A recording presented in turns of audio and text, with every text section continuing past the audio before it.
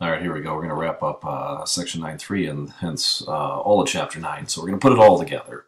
The two sample z-test for the difference in proportions that we have here. So suppose those conditions are met, we got it. There's the formula that we use. Again, the calculator is definitely a good one to use to put the information in to avoid those computational errors.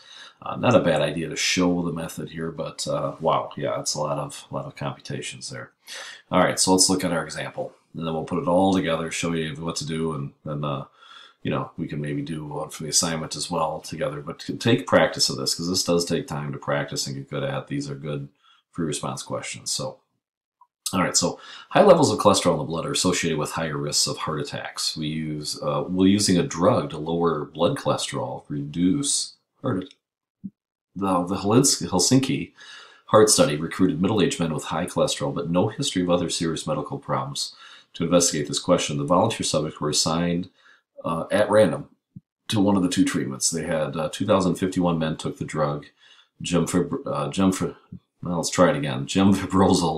to reduce their cholesterol levels, and there was a control group of 2,030 men that took a placebo. Now, during the next 5 years, 56 men in the gemfibrozil group and 84 men in the placebo group had heart attacks.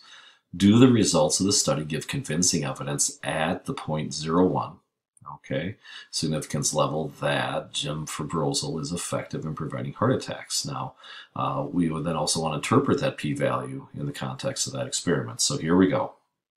Put it all together. Here we go. So let's do our four-step process. Here it is. The state, we're going to say our null hypothesis is that the proportion, the difference between the proportions is 0. And we're going to say that, yeah, we think that difference is going to be less than 0 is what we're going to say. All right. So again, P sub G is the true heart attack rate for middle-aged men who take the gemfibrozil. P sub PL is the true heart attack for those who take the placebo, and we're trying to do that at a significance level of 0.01. All right, so the state plan to conclude. Yep, the plan is to use a two-sample z-test for the difference of the two proportions. Was it random? Yeah, it was random, of course, and then, of course, we're going to use this as our proportion of the combined. We're going to use that. Let's just check our large counts here that we have. Yeah, those are all going to be. So it was important for us to compute that percentage because that's the one we're going to take times each sample size and then the difference, of course. So we had to compute that first. All right, so there it is right there. We've got that taken care of. All right, and let's do the do. All right, the do part here looks like our proportions are set up. You know, we have the one for the ones using the gemfibrozil, the proportion of the placebo, and then the combined. So let's put that into our z-score. So we're going to take the difference of these two, yeah, and subtract 0. We're then going to take, you know, our proportion here, 0.0343 times the 1 minus that. Sample size of the first one was 2051. Sample size of the second one was 2030. So again, using the calculator part here, I would definitely put those in.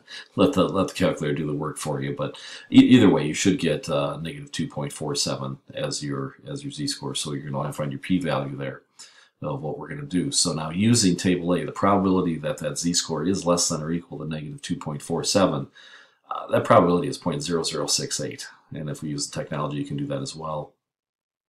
Find that out. So boom, bada bing, bada boom, there it is.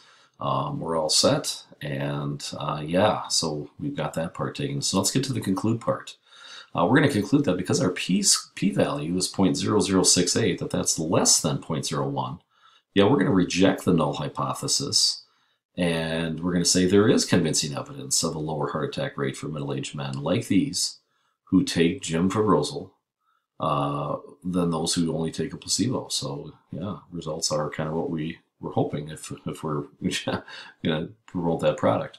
Now, interpreting that, now we're going to say that the null hypothesis, the difference between the treatment and non-treatment, we're assuming that it's true, and that there's no difference in the effectiveness of the two treatments. There is a 0.0068, so 0.68% probability of getting a difference in heart attack rate for the two groups of 0.01 141 or less just by the chance involved in the random assignment. So yeah, not very likely. So we're going to say that's the p-value. That's the interpreting that what we got there. So yeah, so that kind of wraps it up. That's exactly what we're looking at doing. And so that's a good problem. We'll try one from the assignment perhaps, and certainly do those exercises on page 637. We got 87, 89, 93.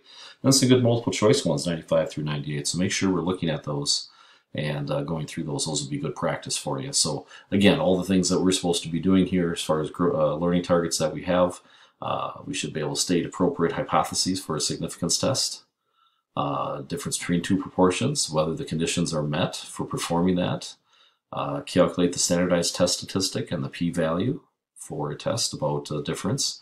And then do that significance test between those, and then make your conclusions again doing our 4-step process. So that wraps up Chapter 9. I'm looking forward to that and kind of getting that all wrapped up. So until next time, I'm Mr. Moon.